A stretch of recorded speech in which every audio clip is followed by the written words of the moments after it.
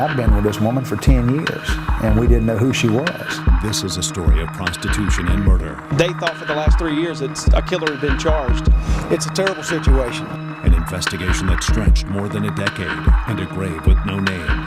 Investigators delayed evidence, and a confession investigators claimed came from the man who did it. He was able to corroborate information from the crime scene. We uncovered the truth with the I-20 girls case. It's ended with a resignation, and a cold case is heating up. But at any point, did you or anyone in your office go, well, why don't we have this file yet? Has this person been charged? We try to let law enforcement do their job. This is a WIS Investigates special report.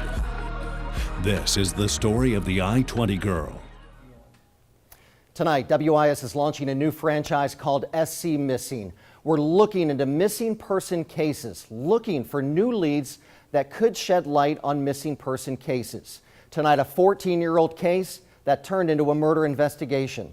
It happened in Darlington County in 2000. Our investigation uncovered a man accused of murder was never charged, and the detective handling the case resigned after we started asking questions. Our lead investigative reporter, Jody Barr, kicks off our SC Missing series tonight with the I-20 girl. The case started with a woman's body found dumped at a rest area in 2000. She went unidentified for 11 years, and her suspected killer still has not faced charges. This is that rest area along I-20 where that woman's body was found. Investigators say she was murdered by a trucker, her body dumped in the woods here in the summer of 2000. That woman's become known as the I-20 girl. We found out during our investigation there were never any criminal charges filed against the man investigators say committed this murder. Also, while we were looking into this case, the lead investigator resigned, and for the first time in 14 years, a prosecutor is getting his first look at this case file. For more than a decade, a woman lay in this Darlington County cemetery. No one knew her name. The county coroner gave her a funeral, but for 11 years, he had no name on the marker. Asphyxia due to strangulation. Eldridge Norton was coroner when Lee County dispatchers got a 911 call from an anonymous trucker. The trucker reported he found a body at a rest area. It was this Interstate 20 rest stop in Darlington County.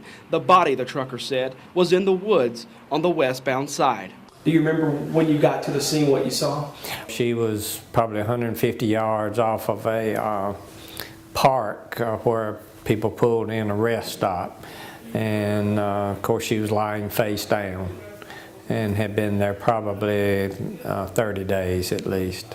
This was somewhat the scene back in 2000 when we first received a call from 911 dispatcher in Bishopville. Darlington County Sheriff's Captain Andy Locklair, a rookie, was the lead investigator. He admitted. I got handed the case. I was working this area at that time. The case was the biggest case of his career.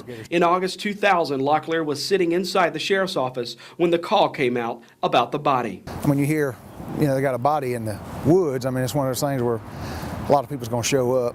It's going to be a major crime scene. Investigators taped off the crime scene and SLED agents processed the evidence. The woman was face down, partially covered in pine straw, and investigators say her bra and a wire was twisted around her neck. As investigators cleared the scene, Locklair was left to put it all together. At the end of that first 48 hours, we didn't have anything. We didn't have any fingerprints. We didn't have any, because of the decomposition of the body, we didn't have any identifying marks or anything of such that would help us. I mean, we were behind the 8 ball with this case early on. Investigators dubbed the case the I-20 girl. SLED agents used the woman's skull to reconstruct her face, then sat back and waited for a break to find out who this woman was. Investigators knew early in the investigation it would take something short of a miracle to solve it. And you're thinking, like you would any other case, it's all going to fall into place, and we'll start getting information. It'll start coming in and go that route. And it just didn't happen that way with this case. How important was it for you to identify who this woman was? Well, I always felt like she belonged to somebody. I just took interest in it, wanted to keep looking. Eldridge Norton spent the next 11 years working to put a name with a file he still holds on to today. In 2001, Norton decided not to run again. On his last day in office, he buried the unidentified woman. She was the only mystery from Norton's 2 decades-long career. Saw many of them in 20 years. This was the only unidentified person that I had had in 20 years. The coroner took the body to the pathologist. Doctors found the woman was strangled. The weapon was some sort of wire. Investigators admit they still don't know exactly what the wire is. As Darlington County worked on the criminal case, work was also underway to identify the woman. The pathologist took DNA samples. It looked like the only way investigators would get a positive ID. She could have been from anywhere. When you're talking about finding her in a wooded area off of an interstate, it doesn't mean that they're local, and by chance she probably would not have been local. Sled's composite went public. Investigators hoped someone recognized the face. A year slipped by, then another and another. It wasn't long before the I-20 girl's case went cold. The information slowly ceases, and you start getting one every 6 months, an inquiry. And then somebody will run across the missing website, and they'll have somebody on there, and you start getting a little bit at a time, and then that's it. Although this case turned cold and the lead slowed to nothing, there was still one person investigators wanted to talk to. Remember that anonymous trucker who called 911? Well, he never hung around to show investigators what he found. He didn't even show them where he found that woman's body. Investigators tried to find this man. Darlington County went as far to call him a person of interest. To this day, investigators have never found that anonymous trucker. One more lead has dried up. It was suspicious to us when it first happened, to the point where we looked to try to find who he was. That was the first thing we did. Coming up. He looked, sat back in his chair, and he actually said at first, he said, "My DNA ain't on that wire, because I strangled her with my shirt." A confession from a convicted killer led deputies to name a suspect, but parts of that confession didn't match the facts in the case.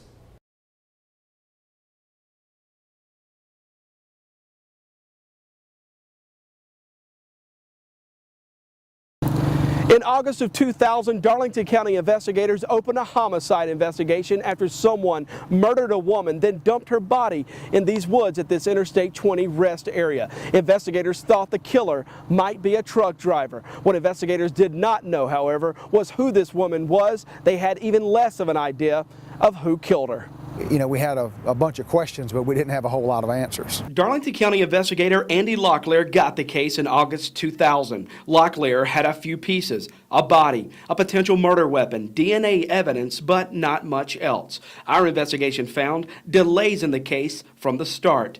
A letter from investigators in 2011 shows Darlington County did not submit DNA from the woman's body until 2005, 5 years after her death. That sample sat in a Texas DNA lab for 6 more years, waiting on deputies to find a match. While detectives waited, a call from the Brunswick County Sheriff's Office gave Darlington County its first potential break.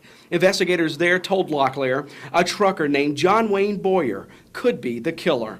Boyer was serving time in a North Carolina prison on a second-degree murder conviction. He pleaded guilty to killing a woman he knew. They had already, suspected this guy and what he had done. So with what he done, I started explaining my crime scene down here, and it's like, dude, that's the same thing we have up here. So this guy could be the same guy. And we went from there. Brunswick County went through missing persons files and in 2008 ran across the cold case file of Michelle Hagedorn. She could be a match, investigators thought. The composite Locklair had sure seemed to match. Investigators tracked down Kathleen Applegate, Michelle Hagedorn's mother. They asked her for a DNA sample to compare. Do you remember how long that took? Over 2 years. Did they ever tell you why it took so long? They kept it a secret the whole time. From the time they did the DNA, I never knew that they even had the results back. And I would ask, and I got no answer. Applegate gave DNA in 2008, but her family had to resubmit. Applegate's grandson submitted a second sample the following year. Then in 2010, Michelle Hagedorn's sister, Tuesday, gave her DNA to investigators. 1 year later, the lab sent investigators notice the body was Michelle Hagedorn. Applegate's family's DNA was a perfect match. Did you still believe at that time she was alive? And No. just that? No, in my heart, I knew she was dead. A mother knows. I felt she had been dead for quite a few years. Coming up, investigators claim they had a confession, but could it support a charge? You know, he finally, just in a braggadocious kind of way, just admitted to, yeah, I killed her. But our investigation found investigators never charged the man they accused of murder. And the lead investigator resigns after we discovered what the sheriff calls a cover-up in the case.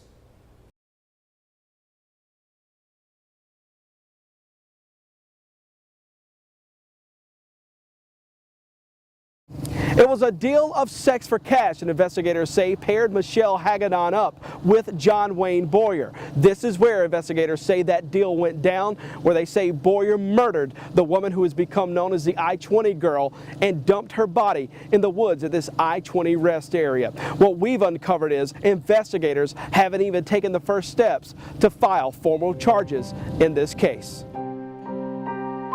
Michelle Hagedorn was 34 when investigators say she was working as a prostitute, working an I-95 truck stop in Darlington County. Investigators think she got into a truck with a man named John Wayne Boyer. Darlington County Sheriff's Captain Andy Locklair says he got a confession from Boyer weeks before holding this press conference in September 2011.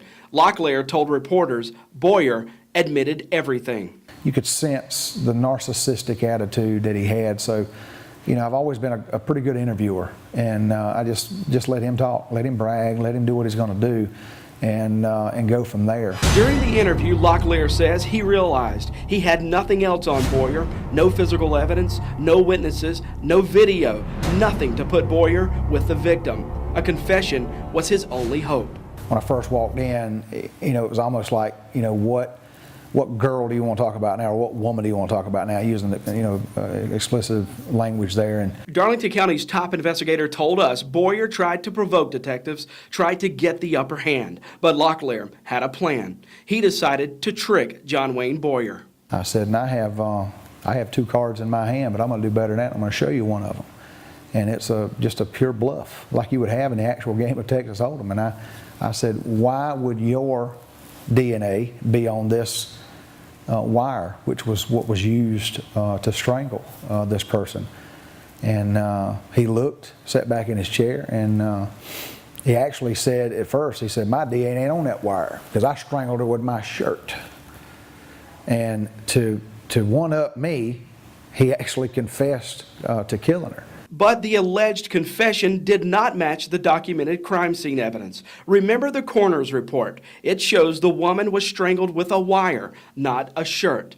Was Boyer confessing to the Hagedorn murder? Could the confession support a charge? The bluff from law enforcement was that this victim was killed with a wire. Right. The supposed killer tells him, no, I killed her with a t-shirt. Does that in and of itself pose a problem? Well, it poses a problem because you would expect that if you're getting a confession from someone, their confession would match facts that you know from the crime scene. Columbia defense attorney Jack Swerling is an expert in criminal defense. The confession, Swerling says, would have a hard time convincing a jury John Wayne Boyer was the killer. The fact that somebody's admitting to doing something but saying it was done by a whole different way than you know evidence and you have forensic evidence that supports it, that's a clear contradiction. With that confession, Locklair gathered the I-20 girl's family, called reporters, and announced they had the killer.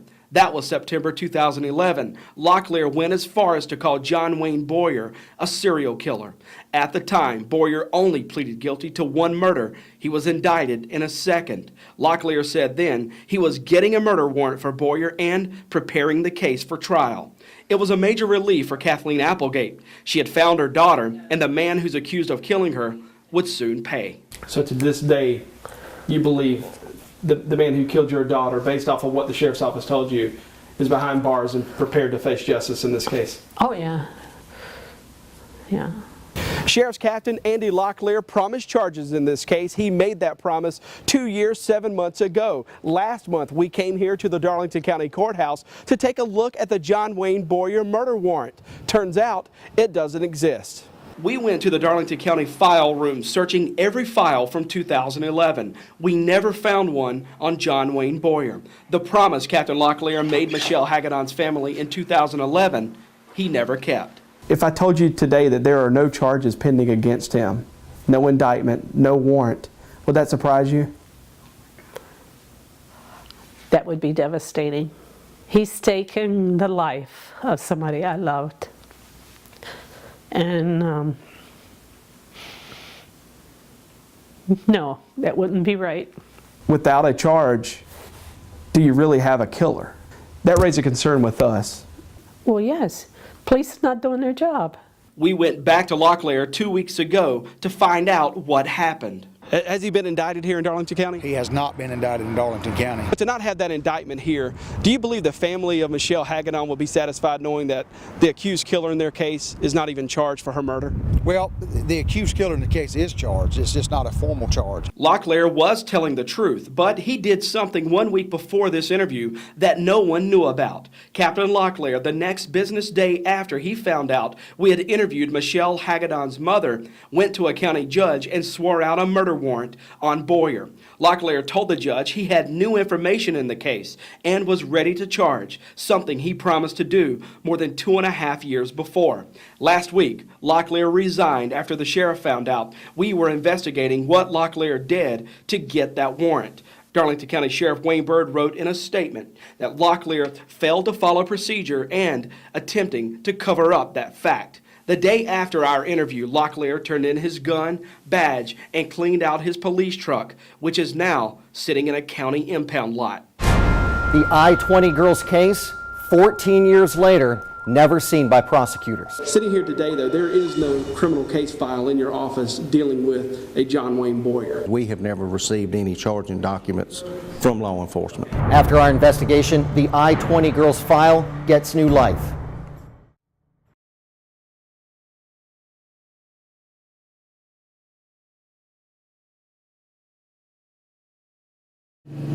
Before we ever sat down with 4th Circuit Solicitor Will Rogers to talk about the prosecution of the I-20 girls case, the solicitor told me he knew very little about it. Turns out 14 years after this homicide happened in Darlington County, the sheriff's office never delivered their case file to the solicitor. Sitting here today, though, there is no criminal case file in your office dealing with a John Wayne Boyer. We have never received any charging documents from law enforcement. 3 years earlier, Darlington County Sheriff's Captain Andy Locklair told reporters he would have murder warrants on John Wayne Boyer. That did not happen until 2 weeks ago, right after we interviewed the victim's mother. When we sat down with Solicitor Will Rogers 2 weeks ago, he could not tell us much about the case. He admitted his office did not follow up on charges after Locklair's 2011 press conference identifying Boyer as the killer. Rogers was the chief prosecutor at the time, a job he still holds today. Were you aware that a press conference had been held and that at that point a homicide case was open in your county? Well, I've been aware of the case. Now, I can't sit here and say I'm aware of the circumstances of the press conference and all that, but I've been aware of the case. But at any point, did you or anyone in your office go, well, why don't we have this file yet? Has this person been charged? And let's see, some administration of justice. Well, we try to let law enforcement do their job. Kathleen Applegate told us she's angry with Darlington County investigators after finding out a promise for justice was not kept. It's a cold case. Why would they care? They're busy, doing their people who doing drugs and, killing people in the gangs and stuff. So she wasn't important to them. They would interview the missing persons file 1 time a year. Is that acceptable to the mother of a child? Absolutely not. Kathleen Applegate spent 11 years wondering what happened to her daughter. She says the relief is knowing her daughter is home and that once unnamed headstone finally has a name. What was worse, the news that she was missing for a decade or the news that she had been killed? I think the missing. Because with the death there is closure. And she's buried in a beautiful spot. I think the not knowing is the worst. Because now I know where she's at, I know where she's buried, I know I can go there anytime I want to. And not knowing is tough. It can make you sick. Well, this story isn't over. The solicitor who told us in the beginning he knew very little about this case has reopened this file and assigned an assistant solicitor to this case. The solicitor also told me he plans to make a final decision on whether he'll charge John Wayne Boyer after all once his office finishes reviewing the case. We could have a decision on that by the end of the week. Thanks for watching our broadcast. We'll keep you updated on the I-20 girl case as we get new information. For more on this story and other missing person stories, head to our website. Thank you for watching. Good night.